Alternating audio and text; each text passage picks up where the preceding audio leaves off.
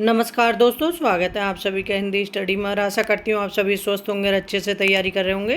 दोस्तों, ये हम आधुनिक काल के वस्तुनिष्ठ क्वेश्चन कर रहे हैं जो लास्ट ईयर एग्जामों में आए हुए क्वेश्चन है, अच्छे क्वेश्चन है। उसी क्रम में हम आगे के क्वेश्चन करेंगे क्योंकि इसके मैं आदिकाल, भक्तिकाल, रीतिकाल ये सब डाल चुकी हूँ। अब आधुनिक काल शुरू हो गया, इसी क्रम में हम आगे के क्वेश्चन करेंगे। ठीक है, स्टार्ट करते हैं आज की क्लास।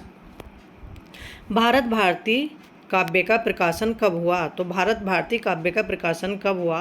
ये 1912 ईस्वी में हुआ। और भारत भारती किसकी रचना है? ये मैथिली शरण गुप्त की रचना है भारत भारती। और जो भारत भारती रचना है, इसी के कारण जो वो हैं गांधी जी, उन्होंने मैथिली शरण गुप्त को जो उपाधि दी थी, इनको दी थी राष्ट्रीय कवि की उपाधि। ठीक है। अब मैथिली शरण गुप्त जी की रचनाएं जैसे रंग में भंग है, जयद्रथ वध है, किसान है, झंकार है, साकेत है, यशोधरा है, पंचवटी है, द्वापर है, विष्णुप्रिया है। ये सब रचनाएं किसकी हैं? मैथिली शरण गुप्त जी की। ये क्रम लगाने के लिए भी आता है इन रचनाओं को, और तुम वैसे भी, क्योंकि मैथिली शरण गुप्त हैं, महावीर प्रसाद द्विवेदी जो युग के मुख्य कवि होते हैं, उनसे क्वेश्चन हमेशा एग्जाम में बनते हैं, इसलिए उनकी सभी रचनाएं अच्छे से देखनी चाहिए हमें। ठीक है, आगे देखते हैं। रचना काल के आरोही क्रम में सुव्यवस्थित वर्ग है। तो रचना काल के आरोही क्रम में सुव्यवस्थित वर्ग कौन सा है? इसमें साकेत, जय भारत, साकेत, यशोधरा, द्वापर और जय भारत। तो ऑप्शन इसमें हमारा सी सही होगा। साकेत 1931, यशोधरा 1932, द्वापर 1936, जयद्रथ वध 1952 ईस्वी।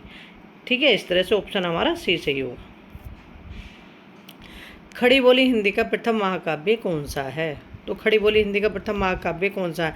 ये देखना है एग्जाम में कितनी बार ये क्वेश्चन रिपीट हुआ है। पता नहीं कौन कौन से एग्जामों में आया। KBS में भी आया, DSSB में आया, UGC में भी आया, असिस्टेंट प्रोफेसर हरियाणा जो है उसमें भी आया। ठीक है, इस तरह से ये क्वेश्चन बहुत बार रिपीट हुआ। और तो कौन सा है हमारा खड़ी बोली हिंदी का प्रथम महाकाव्य? ये है प्रिय प्रवास। प्रिय प्रवास किसका है? ये रचना है अयोध्या सिंह उपाध्याय हरिओत जी की रचना। ठीक है, और इसका समय क्या है? 1914 ईस्वी। और सर्वप्रथम ये जो रचना है हमारी प्रिय प्रवास, ये किस नाम से थी? ये थी ब्रजंगना ब्लाक नाम से। ज्ञान राशि के सिंचित कोश का नाम साहित्य है, ये कथन किस विद्वान का है? तो ज्ञान राशि के सिंचित कोश का नाम साहित्य है, ये कथन किस विद्वान का है? तो ये है महावीर प्रसाद द्विवेदी जी का। यदि गद्य कवियों लेखकों की कसौटी है तो निबंध गद्य की कसौटी है। भाषा की पूर्ण शक्ति का विकास निबंधों में ही सबसे अधिक संभव है, ये कथन किसका है? ये कथन है रामचंद्र शुक्ल जी का। इनमें से कौन सी रचना मैथिली शरण गुप्त की नहीं है? तो कौन सी रचना है मैथिली शरण गुप्त की नहीं है? वैदेही वनवास मैथिली शरण गुप्त की नहीं है। किसकी रचना है? ये अयोध्या सिंह उपाध्याय हरिओत जी की रचना।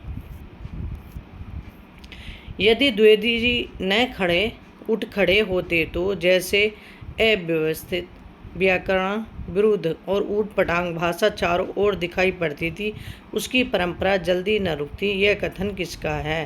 तो ये कथन के महावीर प्रसाद द्विवेदी जी के बारे में किसका है? ये रामचंद्र शुक्ल जी का है। क्योंकि द्विवेदी युग में सबसे बड़ा योगदान महावीर प्रसाद द्विवेदी जी का रहा, इसीलिए उनके नाम पे उस युग का नाम रखा गया।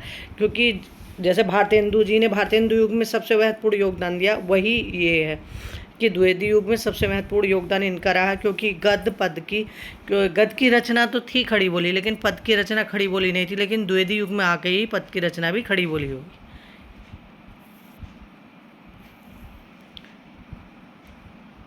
सच्चा प्रेम वही है जिसकी तृप्ति आत्मबलि पर हो निर्भर, त्याग बिना निष्प्राण प्रेम है, करो प्रेम पर प्राण निछावर। ये पंक्तियों के रचयिता कौन है? तो ये है राम नरेश त्रिपाठी। तो ये किन की पंक्तियां हैं? राम नरेश त्रिपाठी जी की रचना है।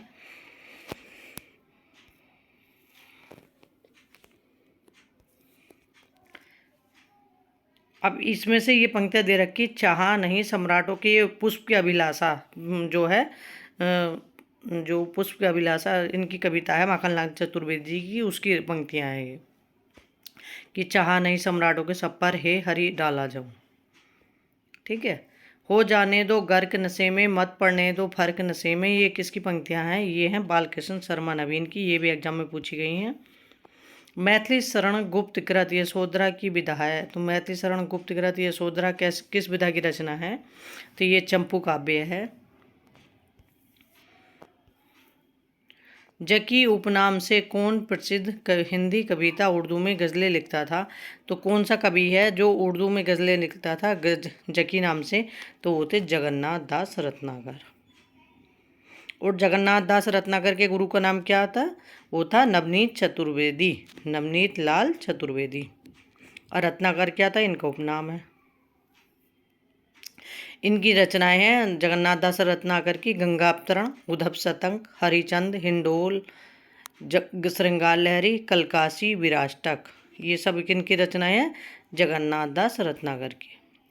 द्विवेदी युगीन निम्नलिखित रचनाओं में से एक महाकाव्य नहीं है, तो वो कौन सा महाकाव्य नहीं है? जयद्रथ वध। जयद्रथ वध क्या है? एक यह काव्य ग्रंथ है, ठीक है। प्रियप्रवास महाकाव्य है अयोध्या सिंह उपाध्याय हरिओद का। रामचरित चिंतामणि है रामचरित उपाध्याय का महाकाव्य है। और साकेत मैथिली शरण गुप्त का महाकाव्य। उठ जाग मुसाफिर भोर वही, अब रैन कहाँ जो सोवत है। जो सोवत है वो खोवत है, जो जागत है वो पावत है। तो ये पंक्तियाँ किसकी हैं? ये पंक्ति हैं अवधि सम्राट कवि बंशीधर शुक्ल की, ठीक है। निम्नलिखित में से एक द्विवेदी युगीन कविता की प्रवृत्ति नहीं है, तो द्विवेदी युगीन कविता की एक प्रवृत्ति कौन सी नहीं है? कल्पना का अतिरेक, ठीक है। तो इसमें ऑप्शन हमारा ए सही है। और जो है उन्हें देख लेते हैं। राष्ट्रीयता, इतिवृत्तात्मकता, नीति और आदर्श का चित्रण, ये द्विवेदी युग की विशेषता है।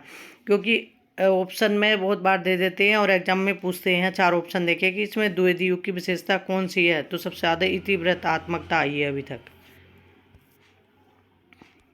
आगे देखते हैं। द्विवेदी युगीन कविता के संदर्भ में इनमें से कौन सा कथन गलत है? तो इसमें से कौन सा कथन है जो द्विवेदी युगीन कविता के संदर्भ में है? वो ऑप्शन ए, द्विवेदी युगीन कविता में राष्ट्रीयता का अभाव है। जबकि द्विवेदी युगीन कविता में राष्ट्रीयता का अभाव नहीं है, मतलब उसमें भावी भाव, राष्ट्रीयता का ही भाव है, ठीक है। तो ऑप्शन हमारा ए गलत है इसमें, और बी, सी और डी सही है। तो ये देख लेते हैं द्विवेदी युग के बारे में। द्विवेदी युगीन काव्य में नीति और आदर्श की प्रधानता है, ये सही है। द्विवेदी युगीन काव्य में वर्णीय विषयों का विस्तार हुआ है, ये भी सही है। द्विवेदी युगीन काव्य में सभी काव्य रूपों का प्रयोग हुआ है, ये भी सही, ठीक है। डॉक्टर रसाल का ब्रजभाषा काव्य है, तो डॉक्टर रसाल मतलब पूरा नाम क्या है इनका? रसाल तो उपनाम है, अब पूरा नाम क्या है इनका? रमाशंकर शुक्ल रसाल का ब्रजभाषा काव्य कौन सा है?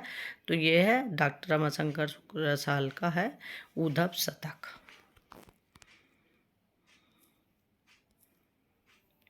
धराधर धावन शीर्षक से कालिदास के मेघदूत का अत्यंत सरस पदबद्ध अनुवाद निम्न में से किसने किया? तो धराधर धावन शीर्षक से कालिदास के मेघदूत का अत्यंत सरस पदबद्ध अनुवाद किया किसने? राय देवी प्रसाद पूर्ण ने।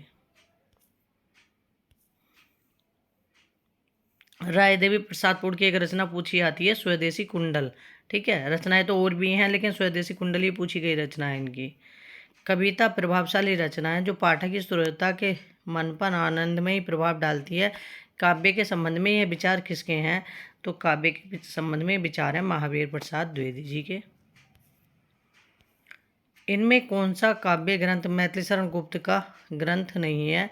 तो इसमें से कौन सा काव्य ग्रंथ है मैथिली शरण गुप्त का नहीं है? वो है जय भारत, विष्णुप्रिया और द्वापर। ये किसकी रचना है? ये मैथिली शरण गुप्त की। मानसी किसकी है? रामनरेश त्रिपाठी जी की।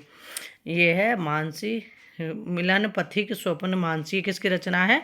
रामनरेश त्रिपाठी जी की रचना है। प्रियप्रवास के रचयिता कौन है? तो प्रियप्रवास किसकी रचना है? ये अयोध्या सिंह उपाध्याय हरिओद जी की रचना है। राम तुम्हारा चरित स्वयं ही काव्य है, कोई कवि बन जाए सहज संभाव्य है। तो ये पंक्ति ये किस कवि ने कहा? तो ये कहा है मैथिली शरण गुप्त ने। श्वानों को मिलता दूध भात भूखे बच्चे अकुलाते हैं, ये पंक्तियाँ किसकी हैं? ये रामधारी सिंह दिनकर की हैं, ये पूछी गई हैं। दिवस का अफसान समीपता गान था कुछ लोहित हो चला, ये पंक्तियाँ किसकी हैं? अयोध्या सिंह उपाध्याय हरिओद की हैं। और किससे हैं? प्रियप्रवास से ली गई पंक्तियाँ हैं। और इसमें छंद भी पूछ लेते हैं, दुरत विलंबित छंद है, इसमें एग्जाम में पूछा गया है कि इसमें कौन सा छंद है, ठीक है। निम्नलिखित में से किस प्रबंध काव्य की रचना इस उद्देश्य से हुई है कि उर्मिला काव्य की उपेक्षित न रह जाए। तो ऐसा कौन सा प्रबंध काव्य है जिसकी रचना इस उद्देश्य से हुई है कि उर्मिला काव्य की उपेक्षिता न रह जाए? तो वो है साकेत रचना, मैथिली शरण गुप्त जी की। हिंदी के व्याकरण की शुद्धता और भाषा की सफाई का प्रवर्तक किसे माना जाता है? तो हिंदी के व्याकरण की शुद्धता और भाषा की सफाई का प्रवर्तक किसे माना जाता है? ये माना जाता है महावीर प्रसाद द्विवेदी जी को। एकांतवासी योगी के रचयिता कौन है? तो एकांतवासी योगी के रचयिता कौन है? श्रीधर पाठक हैं। अब श्रीधर पाठक की रचनाएं हैं जैसे एकांतवासी योगी। तो एकांतवासी योगी जो रचनाएं हैं इनकी, तो एक रचना इन्होंने, क्योंकि गोल्ड स्मिथ की रचनाएं हैं उनको अनुवादित किया था, तो गोल्ड स्मिथ की रचनाएं हरमिंट, तो उसका एकांतवासी योगी नाम से इन्होंने इसका अनुवाद किया था। अब इनकी अनुदित रचनाएं जैसे पूछ लें तो कौन कौन सी हैं? तो इनकी अनुदित रचनाएं हैं श्रीधर पाठक की, यह गडरिये एक दार्शनिक एवं दार्शनिक, और दूसरी है एकांतवासी योगी, और तीसरी है उजड़ग्राम, चौथी है श्रांत पथिक, और पांचवी रचना है ऋतु संहार। तो ये किसकी रचना है? श्रीधर पाठक की अनुदित रचना है। और मौलिक रचनाएं हैं इनकी बनाष्टक, देहरादून, भ्रमर गीत, जगत सच्चाई सार। जगत सच्चाई सार बहुत बार एग्जाम में पूछी गई है। स्वर्गीय वीणा, धन विजय, संध्या आटन और गुणवंत हेवंत, ये भी एग्जाम में पूछी गई है। और संध्या आटन इनकी जो रचना है ये ऐतुकान छंद में है। महावीर प्रसाद द्विवेदी युग में समस्या पूर्ति का केंद्र था। तो महावीर प्रसाद द्विवेदी युग में समस्या पूर्ति का केंद्र क्या था? कानपुर था। ठीक है।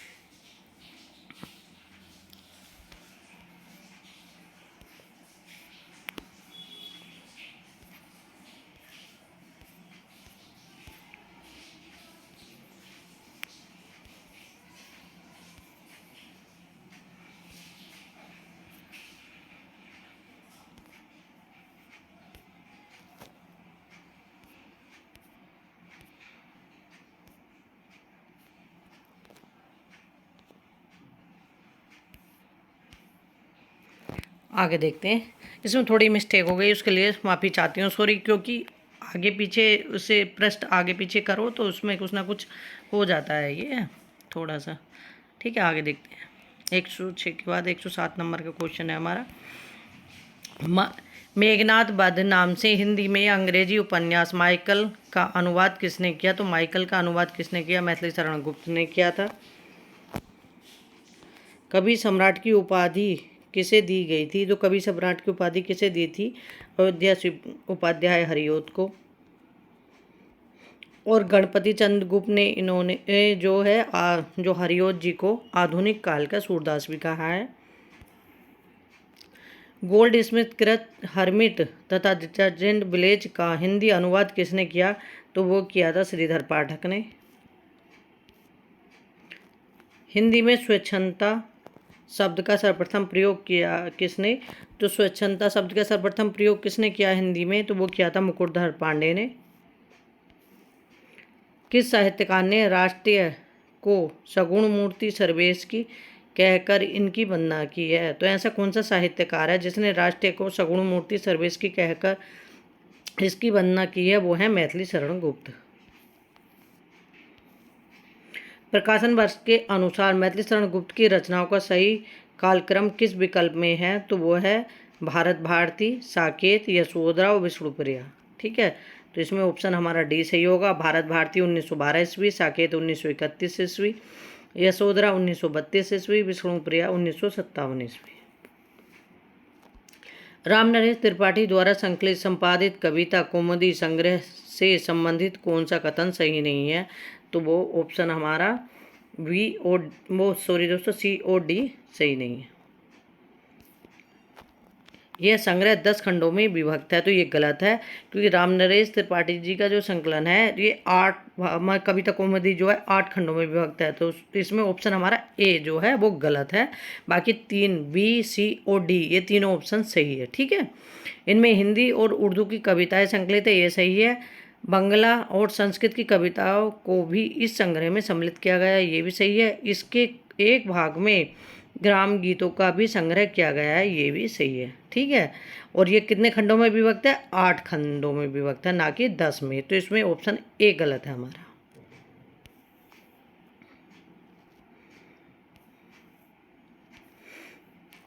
आगे देखते हैं। चींटी से लेकर हाथी पर्यंत, पशु भिक्षु से लेकर राजा पर्यंत, मनुष्य बिंदु से लेकर समुद्र पर्यंत, जल अनंत से आकाश अनंत, पृथ्वी अनंत, पर्वत सभी पर कविता हो सकती हैं। उक्त कथन किस विद्वान का है? तो ये कथन किसका है कि चींटी से हाथी तक किसी भी पशु पक्षी पर कविताएं हो सकती हैं? तो ये कथन है महावीर प्रसाद द्विवेदी जी का। भारत भारती की रचना का उद्देश्य है। तो भारत भारती की रचना का उद्देश्य क्या है? वो है अतीत से प्रेरणा ग्रहण करना, वर्तमान को सार्थक करना, भविष्य का निर्माण करना। तो इसमें ऑप्शन डी, मतलब सभी ऑप्शन इसमें सही है।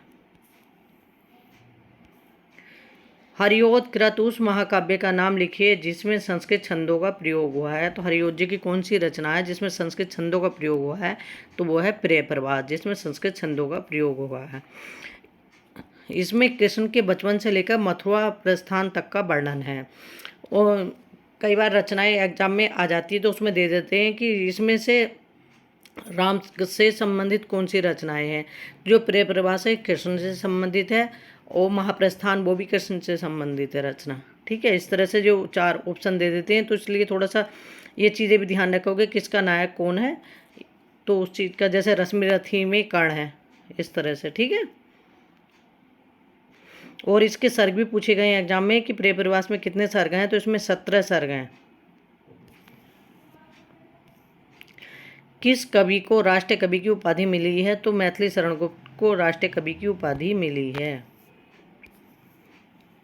द्विवेदी युग को जागरण काल किसने कहा? तो द्विवेदी युग को जागरण काल, और भारतीय हिंदू युग को पुनर्जागरण काल किसने कहा? डॉक्टर नगेंद्र ने।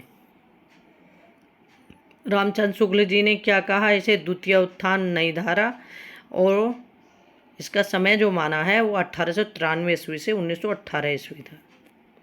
वैसे रामचंद्र शुक्ल जी का जो हिंदी साहित्य का इतिहास है वो विक्रम संवत में बटा हुआ है, ना कि ईस्वी में बटा हुआ है। ठीक है, अब विक्रम संवत में से 57 वर्ष घटाओगे तो ईस्वी वर्ष आ जाते हैं उसमें। दिवस का अफसान समीप था, गगन था कुछ लोहित हो चला, पंक्तियाँ किसकी हैं? ये अयोध्या सिंह उपाध्याय हरिओद जी की हैं। और इसमें कौन सा छंद है? दुरित विलंबित छंद है, और प्रिय प्रवास से ये पंक्तियाँ ली गई हैं। द्विवेदी युग का वह कौन सा कवि है जिसने सारी रचनाएं ब्रज भाषा में की है? तो द्विवेदी युग के 2 कवि हैं, एक तो सत्यनारायण कविरत्न है, एक जगतदास रत्नाकर हैं, जो कि आधुनिक काल में भी ब्रज भाषा में ही रचना की है जिन्होंने। ठीक है, तो इसमें ऑप्शन हमारा ए सही होगा, जगन्नाथ दास रत्नाकर। और इनकी रचना है जगन्नाथ दास रत्नाकर की गंगा अवतरण, उद्धव शतक, हरिचंद, हिंडोला, श्रृंगार लहरी, खलकासी, विराष्टक। ठीक है, जयद्रथ बद्ध रचना है। तो जयद्रथ बद्ध किसकी रचना है? ये है मैथिली शरण गुप्त की रचना है। मैथिली शरण गुप्त की रचनाएं और भी बहुत हैं, लेकिन सबको अच्छे से देख लेते हैं। जैसे रंग में भंग, किसान, विकट भट्ट, गुरुकुल, साकेत, भारत भारती, झंकार, यशोधरा, जय भारत, विष्णुप्रिय, हिंदू, बैतालिक, पंचवटी। ठीक है, किन की रचनाएं हैं? सब ये मैथिली शरण गुप्त की। पंचवटी प्रसंग किसकी है? निराला की रचना है। और पंचवटी किसकी रचना है? मैथिली शरण गुप्त की। इस चीज़ को भी ध्यान करना अच्छे से। माइकल मधुसूदन दत्तकृत मेघनाथ वध का हिंदी अनुवाद किसने किया था? तो वो किया था मैथिली शरण गुप्त ने। और किस नाम से किया था? मधुपूप नाम से किया था। काव्य मंजूषा के रचयिता हैं। तो काव्य मंजूषा के रचयिता कौन है? महावीर प्रसाद द्विवेदी।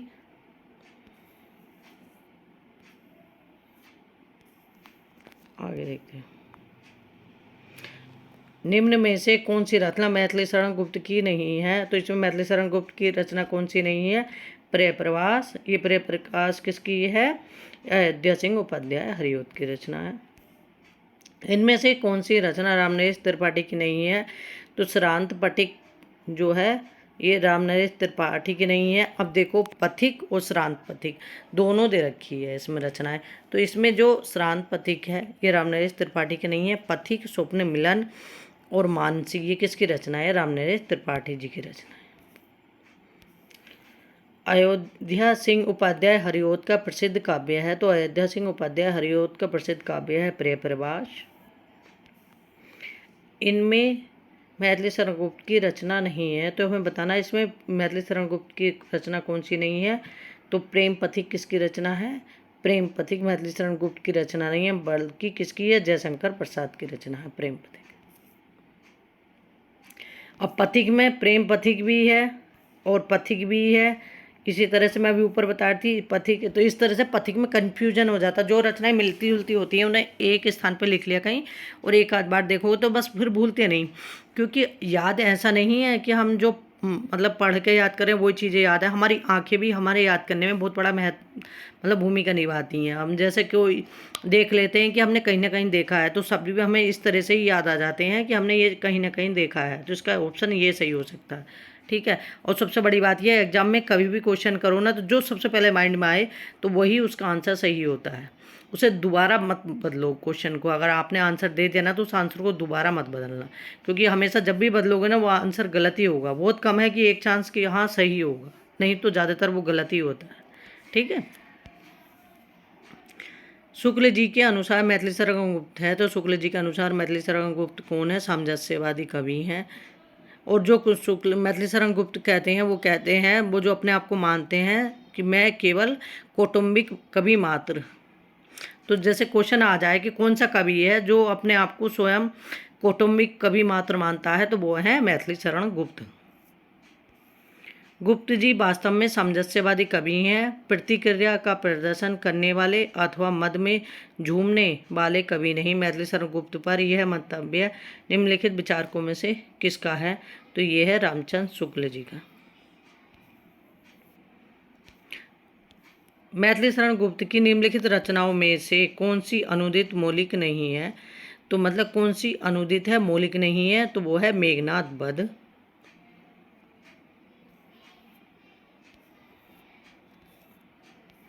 मेरा चपल यौवन बाल अचल अंचल में पड़ा सो मचल कर मत साल। ये काव्य पंक्तियाँ निम्नलिखित में से किसके द्वारा रचित हैं? ये मैथिली शरण गुप्त जी के द्वारा रचित हैं, और ये पंक्तियाँ हैं साकेत से। ठीक है। मधुप उपनाम से काव्य अनुवाद करने वाले कवि निम्नलिखित में से कौन है? तो देखो ये आ गया, मधुप उपनाम से काव्य अनुवाद करने वाले कौन है? मैथिली शरण गुप्त है। राम तुम मानवो ईश्वर नहीं हो क्या? विश्व में रमे हुए नहीं सभी कहीं हो क्या? तब मैं निशीश्वर हूँ, ईश्वर क्षमा करे। तुम न रमो तो मन तुम में रमा करे। आधुनिक दृष्टिकोण से प्रेरित मैथिली शरण गुप्त ने राम के विषय में यह काव्य योक्ति किस काव्य ग्रंथ में लिखी है? तो ये लिखी है राम की, मतलब साकेत में, राम के बारे में। दिवस का अफसान सविन था, गगन था लोहित हो चला, तरु शिखर पर थी अब राजती कमलिनी कुल बल्लभ की प्रभा। इन पंक्तियों का हास्य है, तो इन पंक्तियों का हास्य है ऑप्शन हमारा बी सही होगा, बी और डी। ठीक है। आसमान में लालिमा फैलने लगी थी, पेड़ों की फुनगियों पर सूरज की आखिरी किरणें विराजमान थी। भारत भारती के संबंध में कौन सा कथन सही है? तो भारत भारती के संबंध में कौन सा कथन सही है? तो यह भारत भारती की रचना मुसद्दद से मुदद्दो जजे इस्लाम की प्रेरणा से हुई है। गुप्त जी भारत दर्पण के लेखक ब्रजमोहन दत्तोत्रेय कैफी से भी प्रभावित थे, तो इसमें ऑप्शन हमारा कौन सा सही होगा? ए सही होगा, ए और सी। ठीक है। इस तरह से हमारे आज के क्वेश्चन कंप्लीट हो गए। ऐसे ही अपने जो आगे के क्वेश्चन है, जो आधुनिक काल के अपने क्वेश्चन करेंगे आगे आगे, जैसे जो भी क्वेश्चन है वो सब कंप्लीट करेंगे। बस मेरा यही है कि मेरी वीडियो लेट आती हैं क्योंकि टाइम नहीं मिल पाता, लेकिन कोशिश पूरी करूँगी जैसे जैसे टाइम मिलता है कि हाँ पूरा मतलब आपके पास तक मतलब अपनी जो मैं सोचती हूँ कि पहुँच सके, तो वो सारा अपना कोशिश करूँगी। ठीक है। तो इसलिए अपना जो समय है अपने लगे रहो, लेकिन कभी भी विज्ञप्ति का या वैकेंसी का या एग्ज़ाम का कभी इंतज़ार मत करना। जो तैयारी करने वाले हैं वो हमेशा लगे रहते हैं, इसलिए डेली अपना रूटीन बना के रखो, अपना डेली लगे रहो। बस ये समझो कि जब आए एग्ज़ाम तो बस हमारा होना होना है, ठीक है। जिस दिन मन में ये ठान लोगे ना तो उस दिन मतलब कोई आपको रोक नहीं सकता। काम सब करो, खुश रहो, थोड़ी देर मूड भी फ्रेश करो, फैमिली में भी रहो, सब काम करो, लेकिन ये है कि एक लिमिट से अपना टाइम ज़रूर बचा के रखना अपने लिए, ठीक है। और बाकी तो जब अभ्यास बार बार करते हैं ना, करत करत अभ्यास से जड़मति होए, एक जड़ बुद्धि भी बार बार अभ्यास करती है ना तो वो भी कहीं ना कहीं हो जाता है। इसलिए कभी भी अपने आप को विफल मत समझो, अपना लगे रहो, मेहनत से लगातार जो करते हैं तो उन्हें सफलता ज़रूर मिलती है, ये मेरा विश्वास है, ठीक है। थैंक यू दोस्तों मेरी वीडियो देखने के लिए।